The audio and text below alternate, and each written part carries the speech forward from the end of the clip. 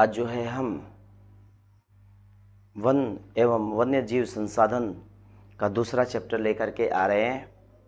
ठीक है, ज़्यादा बात न करते हुए हम लोग पढ़ाई को स्टार्ट करते हैं। यहाँ तक हो गया था।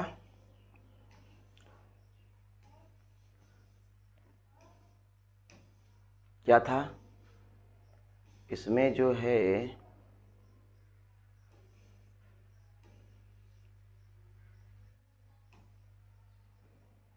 झूम कृषि में बताया था आप लोगों को। ठीक है, कोई बात नहीं।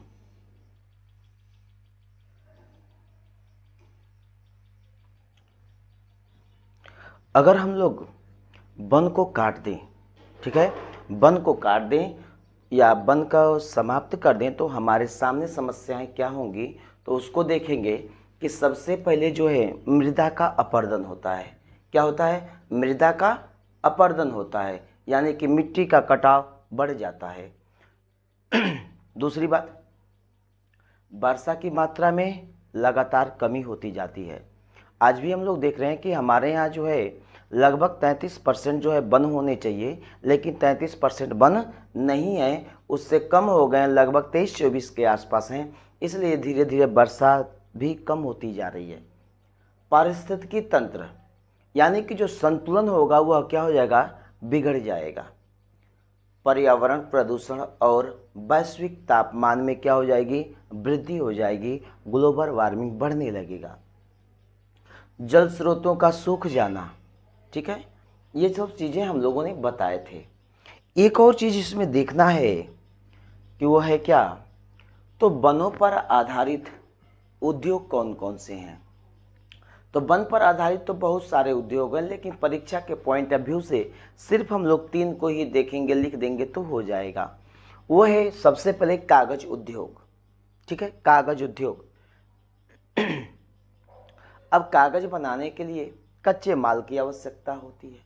कच्चे माल के तौर पे अगर देखेंगे वन होते हैं, ठीक है, और जो यहाँ पे देखेंगे वन के रूप में क्या क्या होता है, तो बांस होता है, बांस की लकड़ी से, और यूकेलिप्टस यानी कि सफ़ेदा के लकड़ी से जो है कागज बना करके तैयार किया जाता है।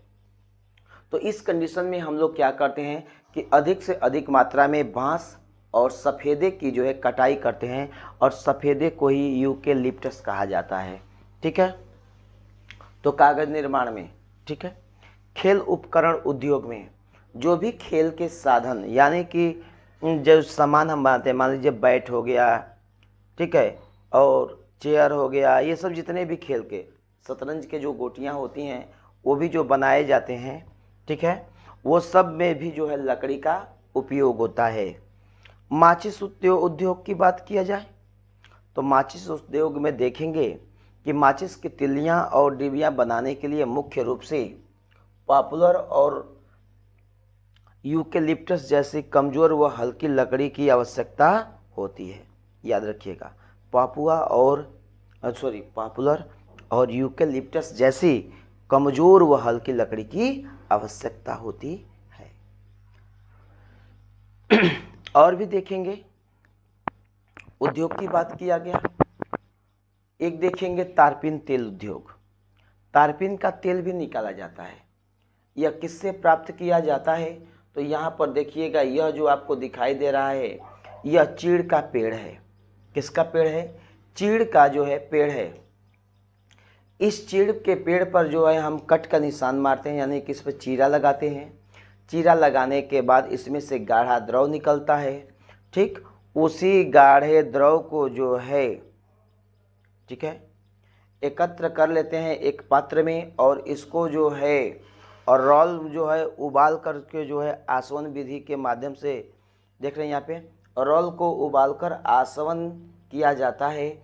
आसवन करने के बाद वाष्प को ठंडा करके द्रव में बदल दिया जाता है, और इसके बाद जो है हम लोग तारपीन के तेल को प्राप्त करते हैं। ये वृक्ष कहाँ पाए जाते हैं, तो हिमालयी क्षेत्र में पाए जाते हैं चीड़ के वृक्ष। और इसका उपयोग क्या होता है तारपीन तेल का, तो तारपीन तेल का उपयोग अगर हम लोग देखेंगे तो तारपीन के तेल का उपयोग पेंट, वार्निश, नेल पॉलिश, इत्र मतलब सेंट, साबुन, दवा तथा रबड़ उद्योग आदि में जो है इसका प्रयोग किया जाता है।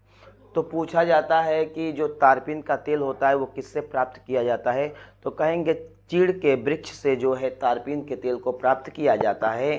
ठीक है, इसका उपयोग कहाँ होता है, तो पेंट होता है, वार्निश होता है, नेल पॉलिश होता है, इत्र होता है, साबुन होता है और दवा में भी इसका प्रयोग किया जाता है। ऐसे ही देखेंगे गले में बहुत प्रॉब्लम हो गई यार। हिमालयन यव क्या है, हिमालयन यव, इसमें देखा जाए यह चीड़ के प्रकार का एक सदाबहार वृक्ष होता है। यह क्या होता है, सदाबहार औषधि पौधा होता है जो हिमालय प्रदेश और अरुणाचल प्रदेश के कई क्षेत्रों में पाया जाता है। यही है हिमालयन यव, याद रखिएगा हिमालयन यव। इसकी छाल और पत्ती तथा जड़, ये जो पत्ती है, इसके छाल है और इसके जड़ से जो है एक टैक्सोल नामक रसायन पदार्थ निकाला जाता है। टैक्सोल, याद रखिएगा टैक्सोल निकाला जाता है, जिसका उपयोग कैंसर रोग के उपचार के लिए किया जाता है।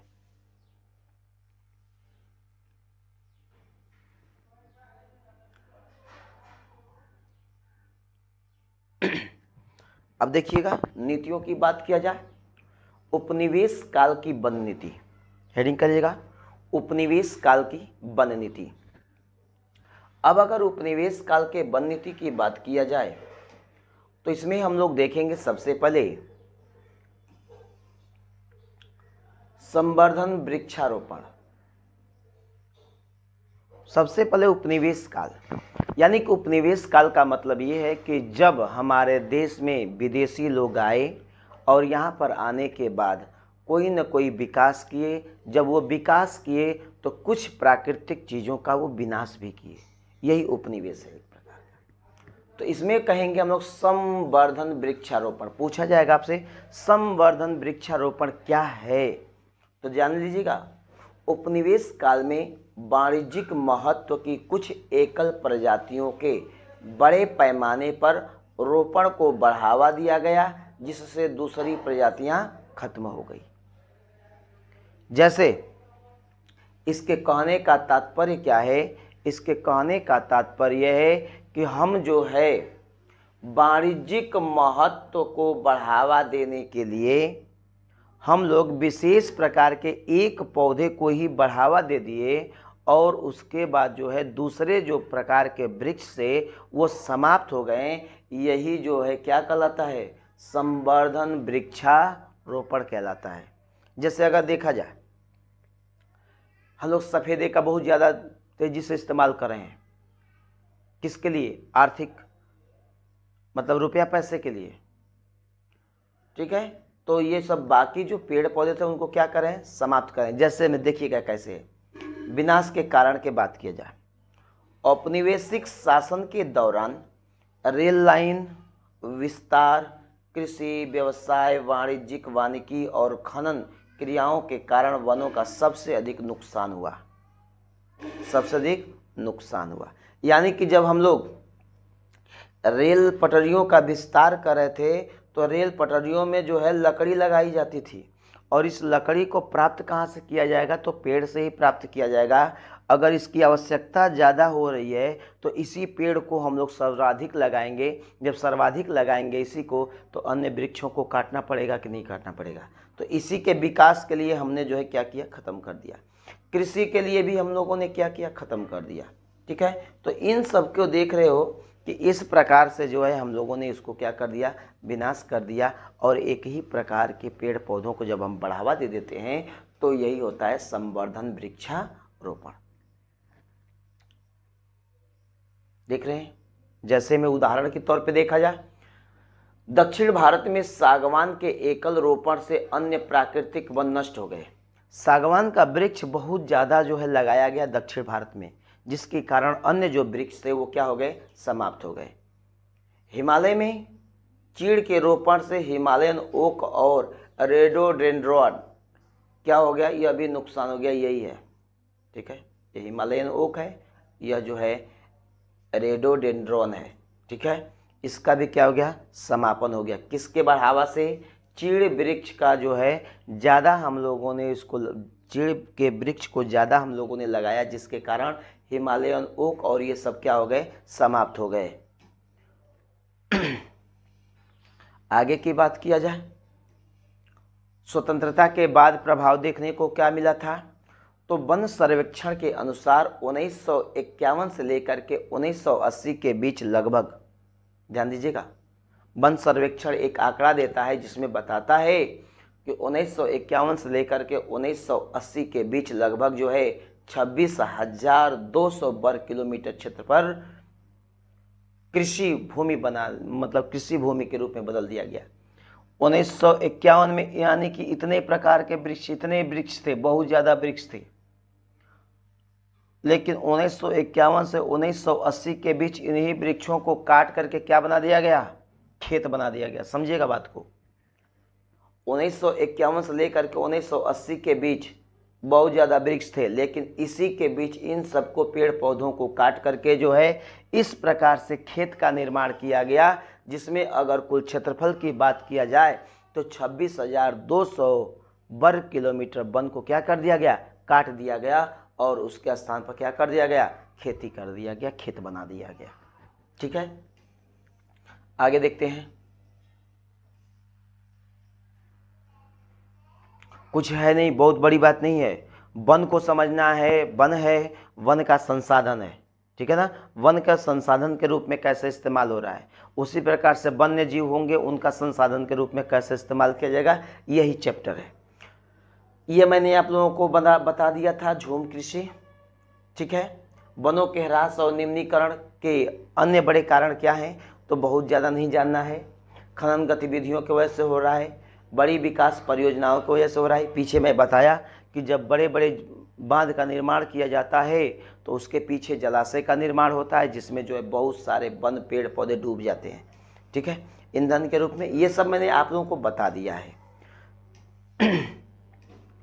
अब देखिएगा यहाँ पे, वन्य जीव संरक्षण की आवश्यकता क्यों हो रही है।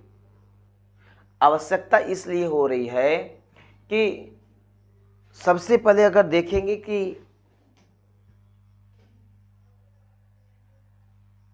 आप लोग लिखते रहिएगा, ठीक है, वन्य जीवों का संरक्षण क्यों जरूरी है, वन्य जीव जो होते हैं उनका संरक्षण क्यों जरूरी होता है। तो सबसे पहले कहेंगे हम लोग कि इसमें जो है बायोडाइवर्सिटी का संरक्षण करना है, यानी कि जैव विविधता को भी बचा करके रखना है। ठीक, पारिस्थितिकी तंत्र का संतुलन बना करके रखना है, प्राकृतिक संसाधनों का अस्थायी उपयोग और भविष्य के पीढ़ियों के लिए सुरक्षित पर्यावरण देना है। अब देखिए ये हो कैसे रहा है, कैसे ये बेचारे खतरे में पड़े हुए हैं, इसको देखेंगे। मानवीय हस्तक्षेप के कारण वन्य जीवों के आवास और भोजन के स्रोत कम हो रहे हैं, जिससे अनेक प्रजातियां लुप्त होने की कगार पर हैं। पारिस्थितिकी संतुलन बनाए रखने के लिए संरक्षण अनिवार्य है। संरक्षण क्यों अनिवार्य हो रहा है, तो इसमें बताया गया कि मानवीय यानी कि हम ही लोगों के हस्तक्षेप से जो है, जो वन्य जीव हैं उनके आवास, मतलब रहने का जो ठिकाना है, घर है, और उनको जो भोजन मिलता है, वो सब क्या हो रहे हैं, कम हो रहे हैं, हमारे वजह से कम हो रहे हैं, जिसके कारण ये सब विलुप्ति के कगार पर हैं। और इन्हीं को बचा करके रखना है ताकि पर्यावरण में जो है संतुलन बना रहे, इसीलिए इनका संरक्षण करना अनिवार्य है। अगर देखा जाए संरक्षण के परिप्रेक्ष्य में पूरे विश्व की बात किया जाए तो सबसे पहले जो हुआ था, पहला जो नेशनल पार्क बनाया गया था संरक्षण के लिए, वो था येलोस्टोन नेशनल पार्क। कौन सा पार्क, येलोस्टोन नेशनल पार्क। 1872 ईस्वी में येलोस्टोन पार्क की स्थापना अमेरिका में किया गया था, विश्व का पहला है, ठीक है ना, जिसमें जो है भालू, भेड़, हिरन, वाइसन आदि जैसे जानवरों को जो है संरक्षण प्रदान किया गया था। और इसको विश्व यानी कि इसको जो है यूनेस्को विश्व धरोहर में भी शामिल किया गया है। तो पूछा जाएगा कि सबसे पहले विश्व में सबसे पहले जो पहला नेशनल पार्क बनाया गया था वो कौन सा नेशनल पार्क था जिसमें जीवों को संरक्षण प्रदान किया गया था? तो बताएंगे 1872 ईस्वी में अमेरिका में बनाया गया, जिसका नाम है येलो स्टोन नेशनल पार्क। ठीक है। इसके बाद अगर मैं बात करूं भारतीय वन के परिप्रेक्ष्य में, ये तो इंटरनेशनल हो गया, अमेरिका में हो गया। अब हम भारत के बारे में बात करेंगे, तो कीजिएगा भारतीय वन या भारतीय संरक्षण अधिनियम 1972, बहुत ही इम्पोर्टेंट है। भारतीय वन्यजीव संरक्षण अधिनियम 1972, इसमें क्या हो गया कि इसमें भी जो है भारत में वन्य जीवों के संरक्षण और उनके आवासों को कानूनी सुरक्षा देने के लिए यह कानून बनाया गया। ठीक है, यह कानून बनाया गया, अधिनियम है, यह कानून बनाया गया है 1972 में कि किसी भी जानवर, जान दीजिएगा, इसके तहत शिकार मतलब शिकार करना, उनको पकड़ना और व्यापार करने पर रोक लगाया गया।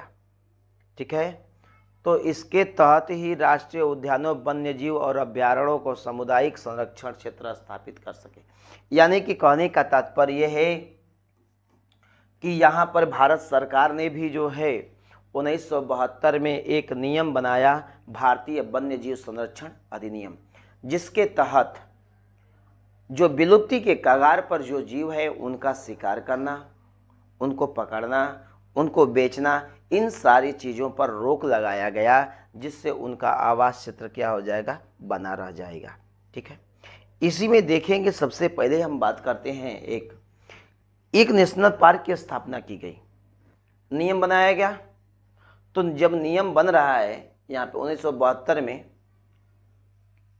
पहले तो बना था कॉर्बेट नेशनल पार्क, लेकिन जो है यह नियम बनाया जा रहा है। नियम बनाने की बात अलग है और इसको जो है स्थापना की बात अलग है। ध्यान दीजिएगा, पूछा जाता है कि हमारे देश का जो पहला नेशनल पार्क था उसका नाम क्या था? तो कहेंगे आप कॉर्बेट नेशनल पार्क। कौन सा national park? Corbett national park. अगर मैं कहूँ विश्व में पहला कौन था तो कहेंगे yellow stone national park. Bharat में पूछेगा तो क्या बताओगे? Corbett national park. याद रखना आप लोग। अब यही बात किया जाए, इसकी स्थापना कब हुई थी? तो इसकी स्थापना 1936 में हुई थी। यह भारत का प्रथम राष्ट्रीय उद्यान है, जो कहाँ है? उत्तराखंड में है। उत्तराखंड में नैनीताल जिले के पास एक रामनगर स्थान है और वहीं पर एक रामगंगा नामक नदी है, उसी में जो है यह नेशनल पार्क स्थापित है। यह किसके लिए बनाया गया है? तो अगर देखेंगे कॉर्बेट नेशनल पार्क को, तो यह जो है एक प्रकार का टाइगर नेशनल पार्क है। इसमें टाइगर को पाला गया है। ठीक है, इन्हीं के संरक्षण के लिए। अब अगर बात करूं मैं कि प्रोजेक्ट टाइगर क्या है? प्रोजेक्ट टाइगर तो भारत का राष्ट्रीय पशु बाघ है। क्या है? भारत का राष्ट्रीय पशु क्या है? बाघ है। भारत का राष्ट्रीय पशु बाघ है।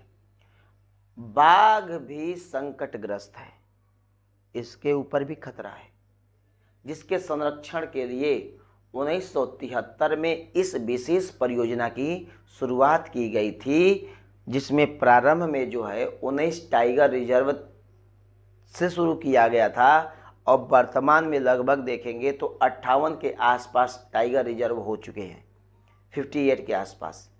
इसका उद्देश्य क्या है? तो बाघों की संख्या में वृद्धि करना है, इनके आवास को मानवों से सुरक्षित रखना है। ठीक है, टाइगर प्रोजेक्ट को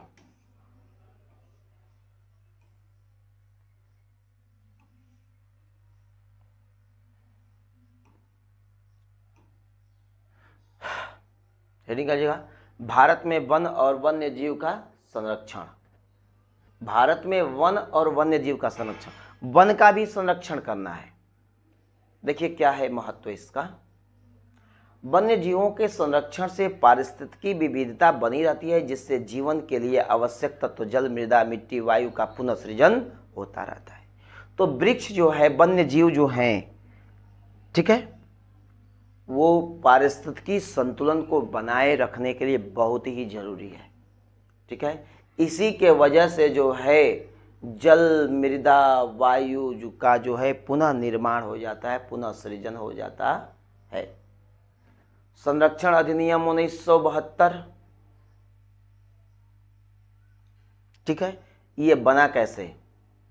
संरक्षण अधिनियम 1972, ध्यान दीजिएगा यहाँ पे, 1960 से 1970 के दशकों में पर्यावरण संरक्षकों की मांग पर, ध्यान दीजिएगा, 1960 से लेकर के 1970 के दशकों में पर्यावरण संरक्षण की मांग पर भारत सरकार ने भारतीय वन संरक्षण अधिनियम 1972 लागू किया था। 1960 से 70 तक मांग चली, 72 में इसने लागू कर दिया। इसके तहत संकटग्रस्त जातियों के बचाव, शिकार पर प्रतिबंध और वन्य जीवों आवासों पर कानूनी संरक्षण दिया गया। यानी कि कानून के तहत ला दिया गया, अब इसका कोई शिकार नहीं करेगा, कोई इसको बेचेगा नहीं। ठीक है, जैसे में बाघ है, एक सींग वाला गैंडा है, कश्मीरी हिरण है, मगरमच्छ की भी 3 वेराइटियाँ पाई जाती हैं, एशियाई शेर है, हिमतेंदुआ है। इन सबको जो है क्या किया गया, इसी के तहत, अधिनियम के तहत इनके लिए जो है संरक्षण का कानून बनाया गया और इनके लिए जो है नेशनल पार्कों की भी स्थापना की गई, जिसके तहत इनको जो है वहाँ पर आवास दिया जा सके और इनको बचाया जा सके। उसी प्रकार से अगर बात करेंगे तो पौधों का भी संरक्षण है। देखिएगा, पौधों का भी संरक्षण किया गया। वर्ष 1991 में पहली बार पौधों की 6 जातियों को भी इस संरक्षण सूची में शामिल किया गया था। पहली बार 1991 में 6 जातियों को भी संरक्षण सूची में शामिल किया गया था। तो कौन कौन है? कैलोफिलम है, यह एक पौधा है, अराउयोल्फिया है, सिक्किम कस्तूरी ऑर्किड है, साल वृक्ष है, देवदार है और हिमालयन यव है। इन 6 पौधों को जो है, पेड़ों को जो है पहली बार 1991 में जो है इसको संरक्षण सूची में शामिल किया गया, क्योंकि ये भी समाप्त होने की कगार पर थे। ठीक है, याद रखिएगा, ये वर्तमान की चीज़ें हैं। भारत में 106 राष्ट्रीय उद्यान, 565 वन्य जीव अभ्यारण्य, 18 बायोस्फीयर रिजर्व और 50 टाइगर रिजर्व हैं। ये हम बढ़ गया है, 58 के आसपास है। ठीक है, चलिएगा यहाँ से देखते हैं और चीज़ों को।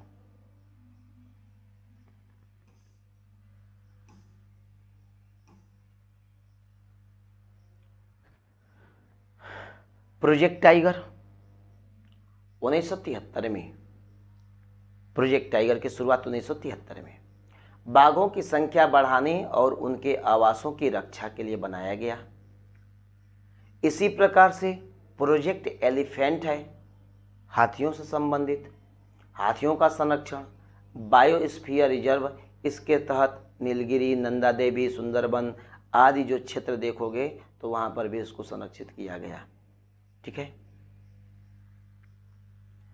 संरक्षण की आवश्यकता आप लोगों को पता चल गया होगा। ठीक है, बहुत ज़्यादा कुछ है नहीं इसमें।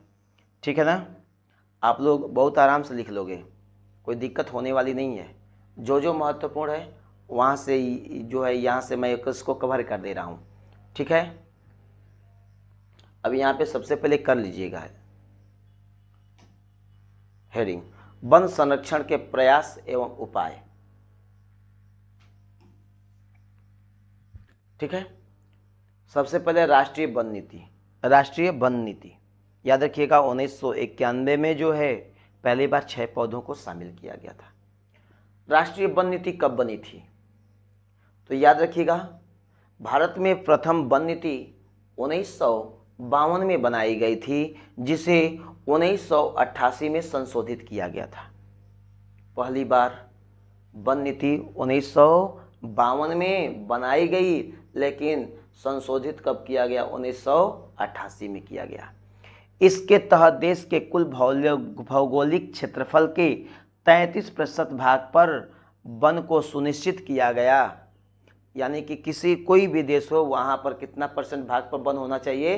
33% भाग पर वन होना चाहिए। हमारे देश में भी यह आंकड़ा बताया गया कि 33% भाग पर ही वन होना चाहिए, लेकिन है नहीं।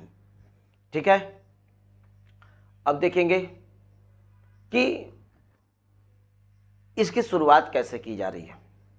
वन महोत्सव, वन नीति को हम लोगों ने जान लिया। वन महोत्सव के बारे में जानते हैं, या इसके उद्देश्य को भी समझ सकते हैं। तो उद्देश्य तो आप भी बता देंगे, वन लगाने का उद्देश्य क्या होता है, वन से क्या फायदे होते हैं, सब कर दोगे। वन महोत्सव क्या है, ये बहुत ही यह भी इम्पोर्टेंट है। आप लोगों को ये जो दिखाई दे रहे हैं, ये है के.एम. मुंशी। ठीक है, चलिएगा देखते हैं। वर्ष 1950 में तत्कालीन केंद्रीय वन मंत्री के.एम. मुंशी द्वारा शुरू किया गया था।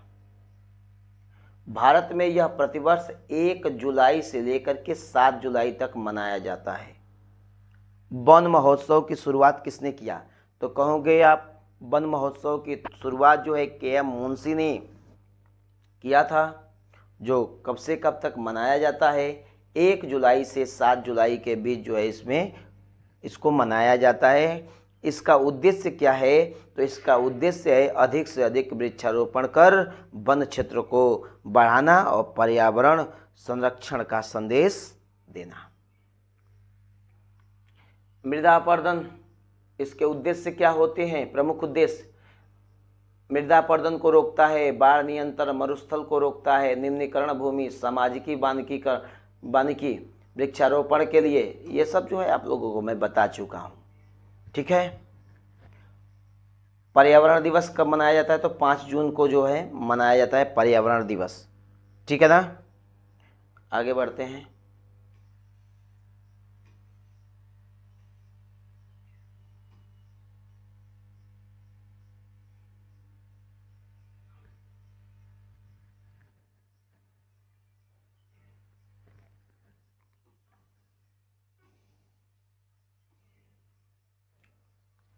ऊपर हम लोगों ने पढ़ा भारत में वन्य प्राणी संरक्षण या जैव संरक्षण क्या है। ठीक है, तो वन्य प्राणी अधिनियम 1972 के तहत देश में वन्य जीवन के संरक्षण और उसके आवासों की रक्षा के लिए कानूनी व्यवस्था की गई।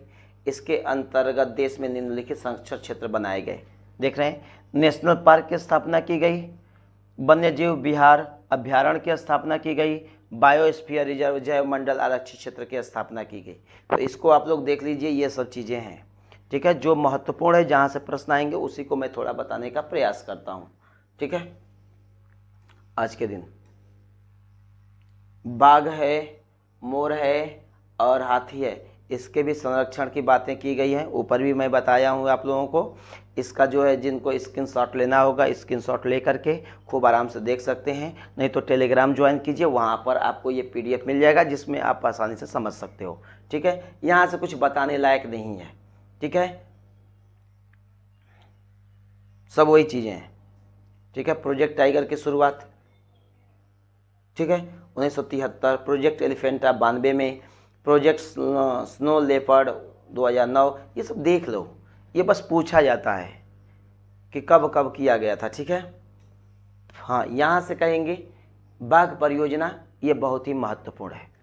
बाघ परियोजना बहुत बार आप लोगों के यूपी बोर्ड वाले बच्चे जो 10 का इस बार बोर्ड का परीक्षा देंगे, उनके लिए बहुत इंपॉर्टेंट है बाघ परियोजना। ठीक है, बाघ के महत्व की बात किया जाए, ध्यान दीजिएगा। बाघ भारत का राष्ट्रीय पशु है ना, यह खाद्य श्रृंखला का शीर्ष शिकारी है। बाघ का संरक्षण पूरे पारिस्थितिकी तंत्र और जैव विविधता की रक्षा करता है।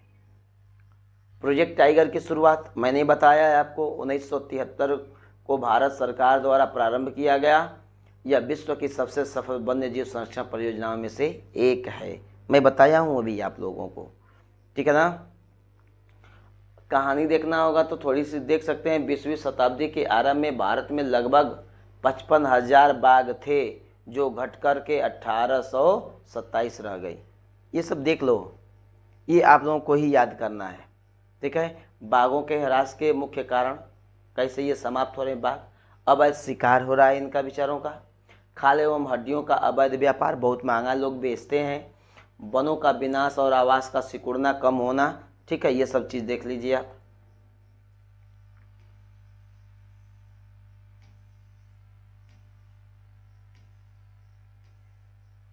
प्रोजेक्ट टाइगर ये आप लोगों में सबसे महत्वपूर्ण है। हाँ, यहाँ से जो है 3 प्रकार के, ध्यान दीजिएगा, इसको भी 3 प्रकार से विभाजित किया गया है, ध्यान दीजिएगा। वन और वन्यजीव संसाधनों के प्रकार और वितरण। तो वनों का संरक्षण सबसे पहले लिखिएगा। भारत में वनों का प्रबंधन मुख्य रूप से वन विभाग द्वारा अन्य सरकारी विभाग द्वारा किया जाता है। इन्हें 3 भागों में वर्गीकृत किया गया है। पहला आरक्षित वन, दूसरा रक्षित वन, तीसरा अवर्गीकृत वन। आरक्षित वन हम कहेंगे किसे, ठीक है, ध्यान दीजिएगा। देश के आधे से अधिक वन क्षेत्र को आरक्षित वन घोषित किया गया है।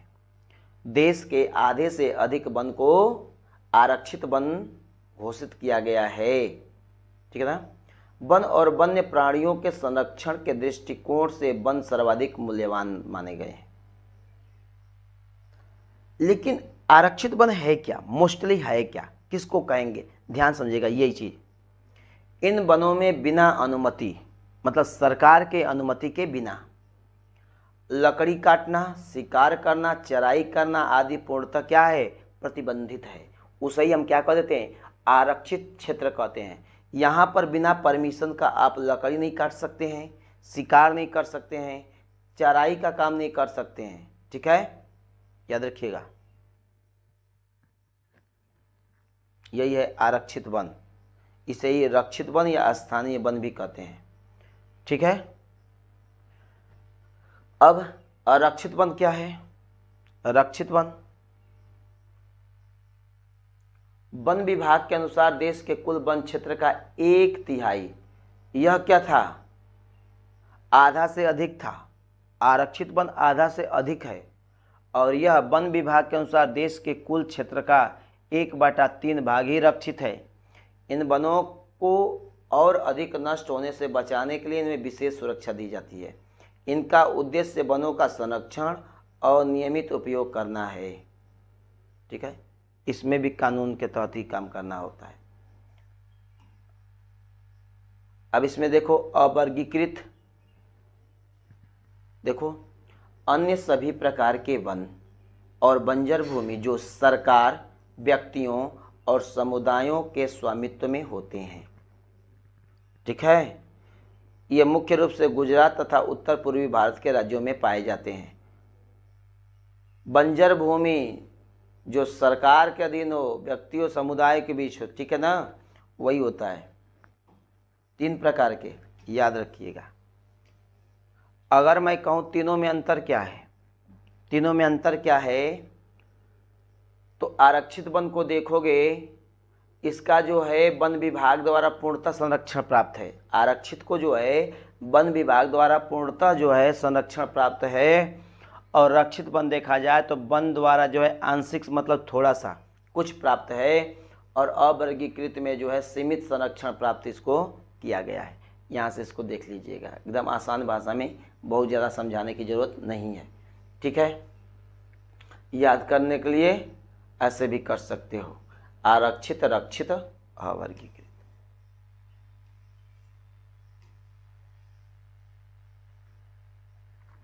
यहां से भी देखिएगा आप लोग, समुदाय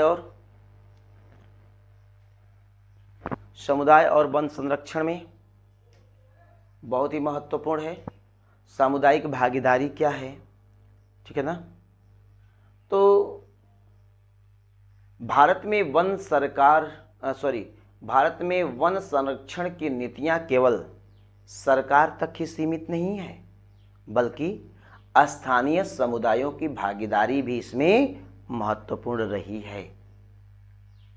देखेंगे सरिस्का बाघ रिजर्व की, इसके बारे में जानते हैं। सरिस्का बाघ रिजर्व कहाँ है? तो राजस्थान में है।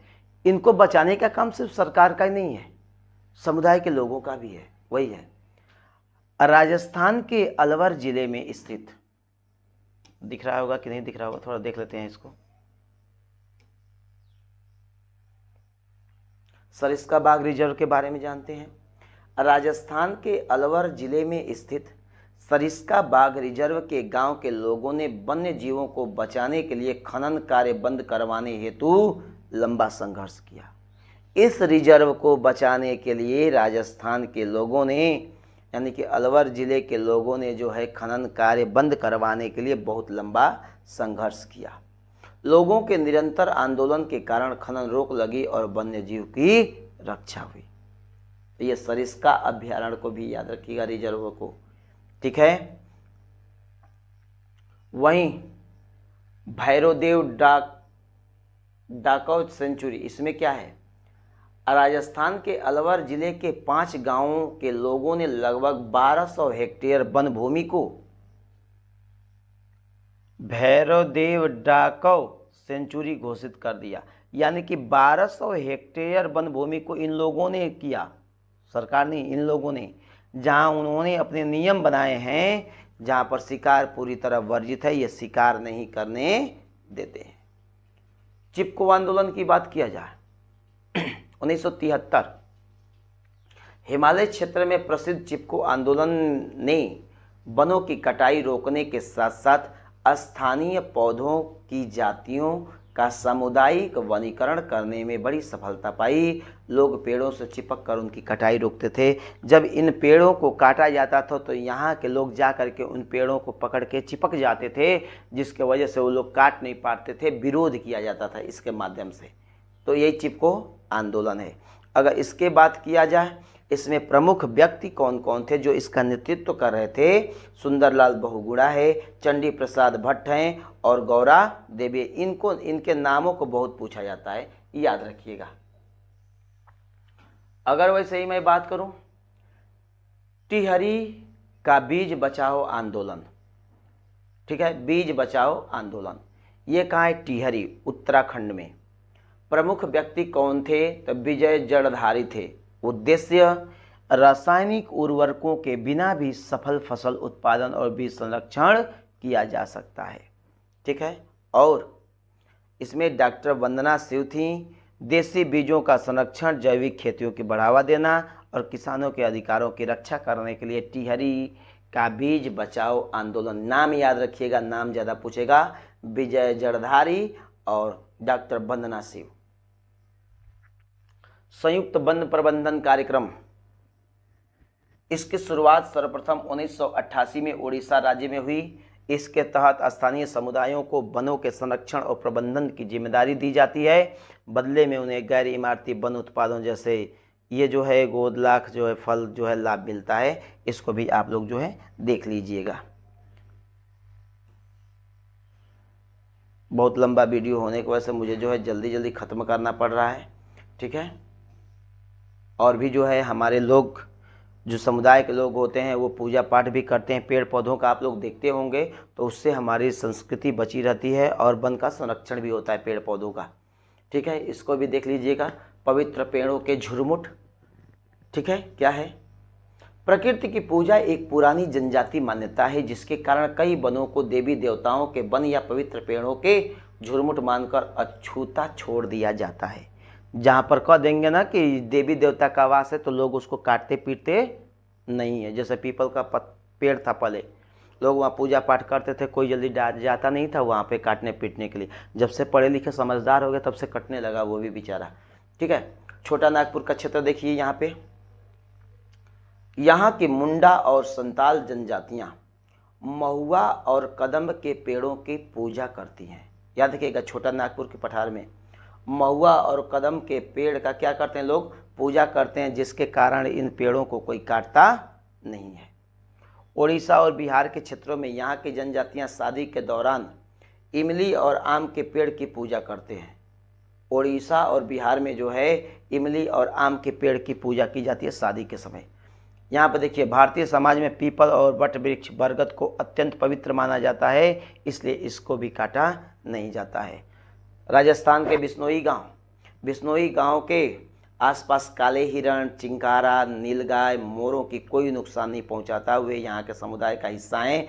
ये लोग क्या करते हैं, बिश्नोई समाज के लोग इनको जो है अपना मतलब आराध्य मान करके इनकी पूजा पाठ करते हैं। और यही बिश्नोई समाज जो होता है वो काले हिरण जो जीव होते हैं उनकी अगर माता मर जाती है जन्म दे करके बच्चों को, तो वहाँ की महिलाएं उनको जो है अपना स्तनपान करा करके उनका पालन पोषण करती हैं। यही बिश्नोई समाज है। ठीक है, तो आशा करते हैं कि आप लोगों को वीडियो बहुत ही अच्छा लगा होगा। पढ़ने के बाद नोट बनाइए और बढ़िया से इसको पढ़िए। एक बार मैं एग्ज़ाम से पहले इसको जो है रिकॉल ज़रूर कराऊंगा, फिर से एक बार आप लोगों को अच्छे से पढ़ाऊंगा। ठीक है, वीडियो देखने के लिए बहुत बहुत धन्यवाद।